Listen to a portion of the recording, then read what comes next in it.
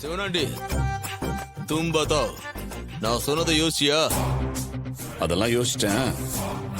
நீ 5 கோடி பணம் தரேன்னு சொன்னதை நம்பிதான் இவ்வளவு பெரிய ரிஸ்க் எடுக்கிறோம். பணத்தை கரெக்டா கொடுத்துருவல்ல?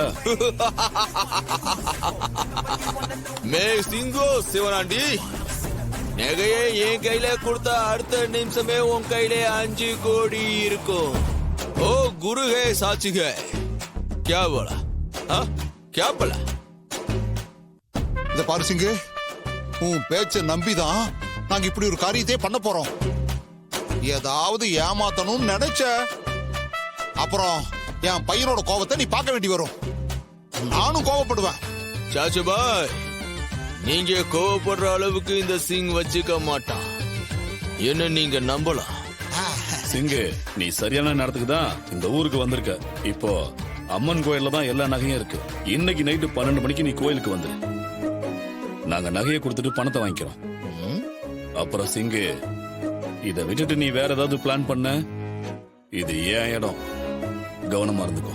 சிவனாண்டி பாய், நான் என்ன சொல்லுது அதைத்தான் செய்வேன். அதை தாண்டி எதையும் செய்ய மாட்டேன். நீங்க லொகேஷன் அனுப்பி வைங்க. என்ன டைமுக்கு வரணுமோ நான் அந்த கோவிலுக்கு வரும், பணத்தையும் கொடுக்கும்.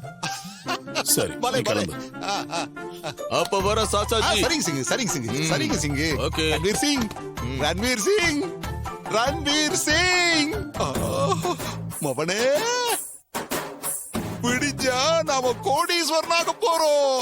இது பாரு, இது நாள் வரைக்கும் லட்சாதிபதி, இனி கோடீஸ்வரங்க.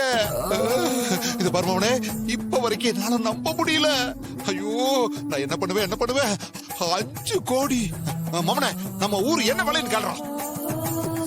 ஆஹா, இந்த ஊர் 5 கோடிக்கு வராதோ, வேற என்ன பண்ணலாம்? இந்த பாரு சித்தப்ப, ஒரு ஹெலிகாப்டர் வாங்க போறேன். அப்பதான் சித்தப்ப ஊர் ஊரா பறந்து சிக்கு சிக்கு சிக்கு சிக்கு சிக்கு சிக்கு